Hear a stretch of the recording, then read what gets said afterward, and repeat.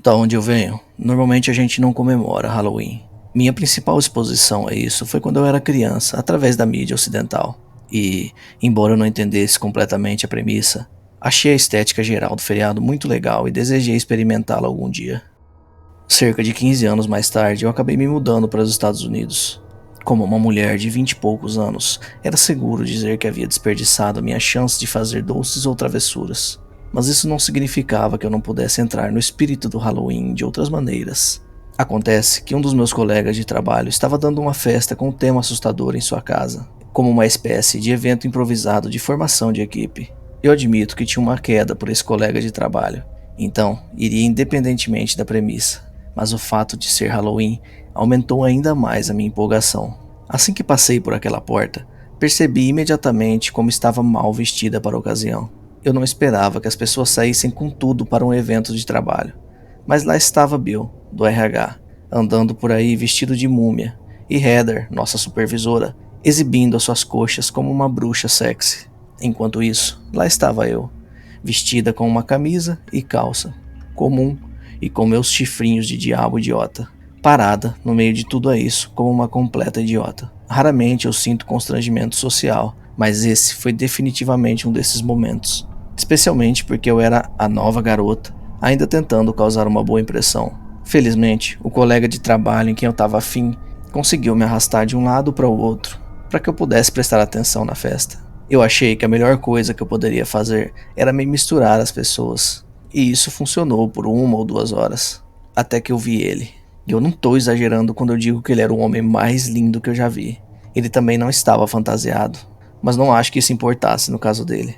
Ele poderia ter aparecido com um agasalho completo e chinelos, as pessoas ainda iriam querer estar perto dele. Ele era alto, mas não tão alto a ponto de me sentir intimidada. Seu cabelo era castanho com um tom avermelhado, que caía em longos cachos que acentuavam as maçãs do seu rosto. Ele tinha uma barba ruiva curta que combinava com a sua camisa xadrez. Aquele estilo que fazia parecer que ele estava prestes a tocar um violão a qualquer momento. Se eu dissesse para minha eu adolescente criar o seu namorado ideal, seria literalmente igual a ele. Também não recebeu o memorando? Perguntei para ele com um sorriso mais descontraído que eu pude fingir. Eu nunca tinha abordado ninguém antes, mas com ele parecia tão natural, como se fosse a coisa mais óbvia a se fazer. Ele desviou os olhos verdes da tela brilhante do celular e olhou para mim. O meu peito até agitou quando ele sorriu. Não foi amor à primeira vista. Isso seria subestimar. Foi algo mais básico, primitivo. Imagine que você passou toda a sua existência confinada ao solo, mas um dia o universo te deu a habilidade de voar. Você nunca teve o desejo de voar antes, mas agora que você já experimentou como é voar através das nuvens, você não consegue imaginar mais a sua vida sem isso. Você acha que eu normalmente me visto assim? Ele respondeu brincando. Nós nos demos bem imediatamente. Nunca um homem, especialmente um que eu acabei de conhecer, me fez me sentir tão à vontade em sua companhia. Mesmo que eu tivesse acabado de saber o nome dele, parecia que éramos velhos colegas de classe tendo uma reunião muito esperada. Oscar. Isso combinava com ele. Tudo que ele fez, tudo que ele disse, irradiava uma aura de indescritível. Foi cativante e pior, irremediavelmente viciante. Cada vez que ele me reconheceu, riu das minhas piadas e me deu uma piscadela, isso me fez desejá-lo ainda mais. E era como se ele soubesse. Não tinha nada isso de ser. Ele realmente sabia. Ele sabia e ele estava usando isso contra mim, me torturando, vendo até onde ele poderia me empurrar antes que eu quebrasse. E eu fiz uma pausa. Fui eu quem o arrastou até o banheiro do andar de cima, longe dos olhares indiscretos dos meus colegas de trabalho. Fui eu quem praticamente o prendeu na parede e trançou nossas línguas.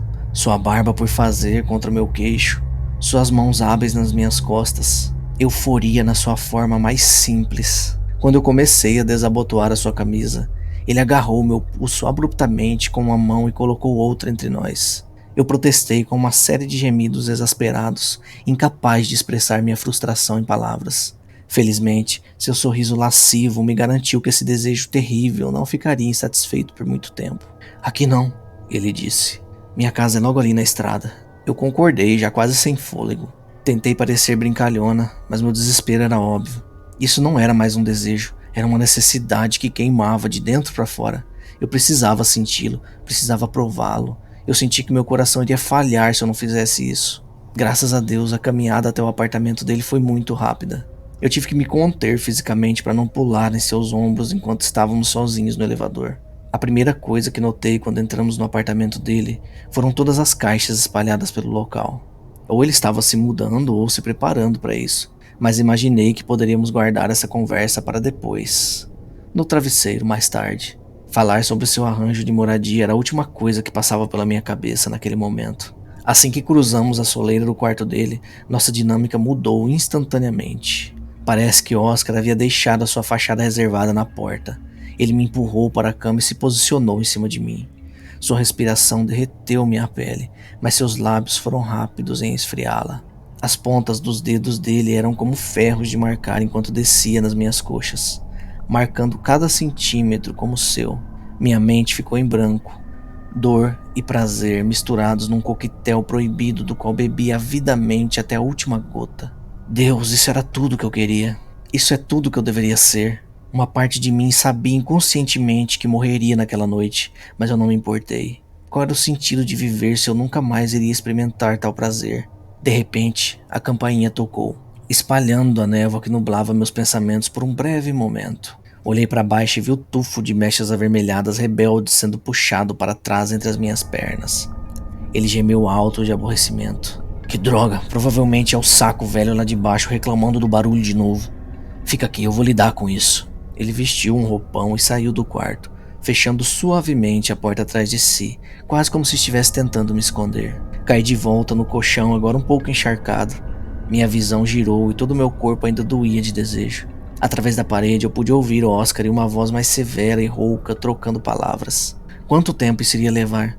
Contra o pedido de Oscar, deslizei para fora da cama e cambaleei em direção à porta laminada que parecia levar a um banheiro. Eu senti como se estivesse sendo fervida viva em meu próprio suor. Eu precisava encontrar uma maneira de me acalmar, pelo menos até que ele voltasse para terminar o que ele começou. No caminho para lá, entretanto, outra coisa chamou a minha atenção. Não pude deixar de notar que a porta do armário estava para fora de um jeito bem estranho, como se estivesse sendo empurrada de dentro por algo pesado. Ele deve ser o tipo cara que empilha lixo em todo lugar. Meus irmãos eram do mesmo jeito. Mesmo assim, eu não tinha nada para me ocupar, e o Oscar estava aproveitando o tempo para conversar com seu vizinho chateado. Qualquer distração do calor latejante que percorria minha metade inferior era bem-vinda. Eu me aproximei da porta abaloada, pegando meu sutiã no caminho e jogando de volta na cama. A porta era uma daquelas elegantes, deslizantes. Quando a palma da minha mão quente encontrou o cabo frio da porta, comecei a escutar um barulho estranho emanando do outro lado. Foi lento e rítmico, quase sussurrante de uma forma. Encostei o ouvido na superfície de madeira, fechei os olhos e escutei.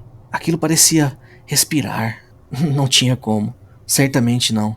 Mas o que poderia ter sido? Canos que passavam pelo armário? Tentei controlar a minha respiração.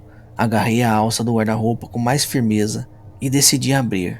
Se eu estivesse errada, o pior que poderia acontecer era o Oscar ficar bravo comigo. Mas eu tenho certeza que eu faria ele se acalmar. Infelizmente, eu não estava. 2 corpos inteiros saíram do armário. Um pertencia a um homem e outro a uma mulher. Pelo menos até onde eu conseguiria dizer. Eles estavam tão enrugados que era realmente difícil deduzir. Eles estavam reduzidos a pouco mais de que esqueletos e uma camada de pele. Era como se todos os vestígios de umidade tivessem sido completamente drenados deles. O homem estava sem vida. Observei com horror o sangue acumular-se sobre seu crânio. A princípio, eu teria presumido que a mulher também estava morta, mas ela começou a se mexer. Ela tentou e tentou ficar de joelhos, mas continuou escorregando nos fluidos do outro corpo. Eu queria ajudar, eu realmente queria. No entanto, eu estava totalmente apavorada. Eu não conseguia mover um músculo. Finalmente, ela não aguentou mais de fragilidade e caiu no chão. Ela continuou tentando mexer os braços e pernas, mas seus movimentos eram inúteis. Era uma triste e lamentável demonstração de desamparo. O que aquele merda fez com eles? Ele estava prestes a fazer a mesma coisa comigo, será? O pensamento fez minha garganta se contrair. O choque se tornou pânico e foi aí que a adrenalina entrou em ação. Meu corpo estava dizendo de forma inequívoca para dar o fora daquele apartamento infernal. Eu me agachei ao lado dos 2 corpos, remexendo na pilha de roupa. Meu telefone tinha que estar lá em algum lugar. Eu encontrei um pouco de alívio quando eu encontrei o bolso onde estava o celular e consegui pegá-lo. Antes que eu pudesse me levantar, a mulher se jogou contra mim, agarrando meu tornozelo. Meu primeiro instinto foi de se afastar, mas seu aperto me manteve surpreendentemente forte, apesar do estado horrível que ela estava. Seu rosto era até difícil de olhar. Ela estava tão magra que eu conseguia ver o formato dos dentes através das bochechas. Ela apontou para a última gaveta da mesa de cabeceira. Eu poderia dizer que ela queria que eu abrisse. Com lágrimas de medo brotando dos meus olhos, eu acenei com a cabeça e fiz o que ela pediu. Escondida atrás de frascos de comprimido e de um feixe de cabos, havia uma arma. Eu peguei a arma e segurei em minhas mãos, sentindo o seu peso. Depois eu verifiquei o pente. Estava com todas as balas. Empurrei o pente de volta com as mãos trêmulas. Puxei o slide e finalmente soltei a trava de segurança. Uma das primeiras coisas que fiz quando vim para os Estados Unidos foi visitar um campo de tiro. Foi só por diversão. Nunca em 1 milhão de anos eu pensei que realmente teria que colocar em prática o que aprendi lá. A arma em uma mão, o meu telefone em outra. Finalmente eu pude me levantar. Quando me dei por mim, parado do lado oposto da cama, estava aquele verme. Ele não disse nada, não me repreendeu.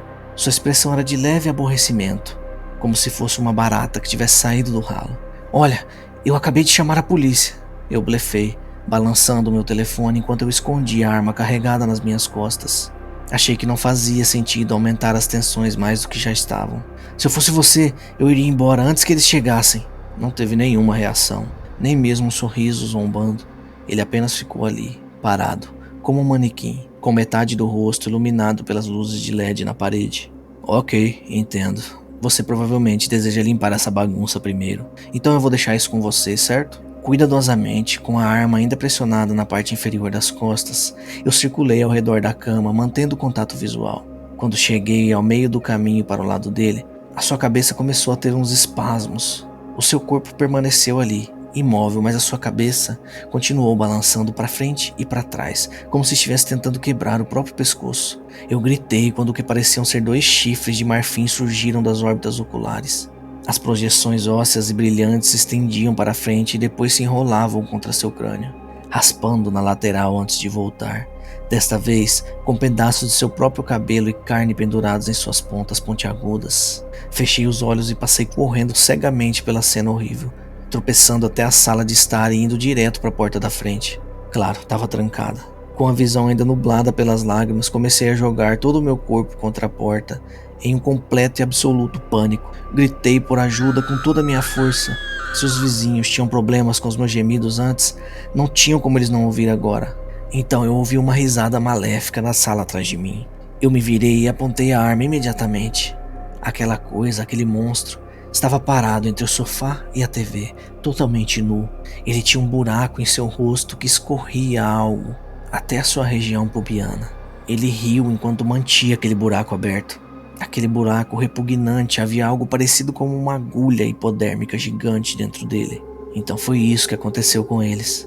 Eu respirei fundo, cerrei os dentes, segurei a arma com as 2 mãos e abri fogo. A primeira bala atingiu o sofá e a segunda a parede, mas as demais acertaram o alvo, direto no peito, fazendo ele cambalear. Eu atirei várias vezes, o recuo de cada tiro sacudindo cada osso dos meus braços. Não tenho certeza de quantos tiros dei antes que finalmente parasse para ver o que tinha acontecido. Aquela monstruosidade, demônio, seja lá o que fosse, tinha desaparecido. Nenhum corpo, nenhum vestígio de sangue simplesmente desapareceu. Como? Eu estava de olho nele o tempo todo. Eu caminhei lentamente até o centro da sala. Um completo silêncio, nada além do zumbido em meus ouvidos.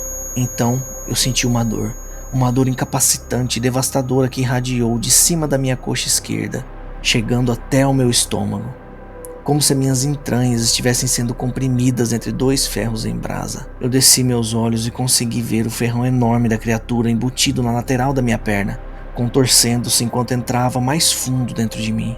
Eu não consegui nem reunir esforço para gritar. A agonia era indescritível. Eu caí sobre um joelho, depois sobre os 2, antes de cair de lado. Apesar dos meus melhores esforços, eu lutei para conseguir segurar o apêndice escorregadio ao qual a agulha farpada estava presa, enquanto uma teia de veias escuras se estendia do ponto de inserção e se espalhava pela minha perna como vermes pretos rastejando sobre a minha pele. Emergindo ileso das sombras, o monstro agarrou um punhado do meu cabelo e inclinou a minha cabeça, forçando a encará-lo. Tudo que eu vi foram dentes, fileiras e mais fileiras de dentes, afiados até a ponta e brilhando com uma saliva espessa. Mas o que estava acontecendo era um pesadelo, aquilo não poderia ser real. Eu me recusei a acreditar que aquilo era real. Eu ia acordar a qualquer momento no meu quarto coberta de suor, jurando nunca mais ler histórias de terror antes de dormir. Eu cerrei os dentes novamente e pressionei a arma sobre o queixo do monstro. E então fechei meus olhos com força e puxei o gatilho. As coisas ficaram um pouco confusas depois disso. Lembro-me do eco do tiro ressoando dentro do meu crânio. Lembro dos meus ouvidos estalando e do mundo ficar temporariamente mudo. Lembro de ter finalmente desalojado aquele ferrão do meu corpo, ou seja lá o que fosse, enquanto ela recuava, agarrando a boca e depois me arrastando. Eu lembro do seu pé nas minhas costas e de uma picada penetrante no meu ombro direito. Lembro de estender a mão desesperadamente para a maçaneta da porta da frente. Lembro-me de 2 policiais parados ali, com armas de fogo erguidas e parecendo horrorizados, enquanto gritavam exigências indecifráveis àquela abominação que me prendia contra o tapete. Lembro-me da sensação de leveza quando ela me segurou pela nuca, me usando como refém enquanto recuava, apenas para depois me jogar de volta no chão e pular pela janela mais próxima. Eu me lembro do vidro quebrando e em seguida mais tiros. E finalmente me lembro da escuridão que invadiu os limites da minha visão e imediatamente me engoliu inteira. Quando fui levada sob custódia, esperei que me colocassem em algum laboratório ou manicômio, dependendo de acreditarem ou não no meu depoimento. Acontece que minha experiência estava longe de ser a única. Incubos, como eles os chamam, metamorfos que assumem a aparência de humanos para nos atrair com o pequeno gado pecaminoso que somos e nos drenar até a última gota. Ninguém sabe de onde eles vêm, ou se sabem, não nos dizem. A frequência dos incidentes relatados aumentou ao ponto em que os sobreviventes já não estão segregados da sociedade. Eles apenas me deram um acordo de confidencialidade para assinar e fui embora assim que pude andar novamente. Surpreendentemente, além de um pouco de dormência na perna, não parecia ter nenhum dano duradouro, pelo menos não físico. Eu sei que não deveria estar falando isso aqui abertamente, mas não acho que isso importe nesse momento. Aposto que em 2025, se não antes, a coisa toda vai ser divulgada de qualquer maneira. Até lá, acredite ou não, tome cuidado com quem você vai para casa.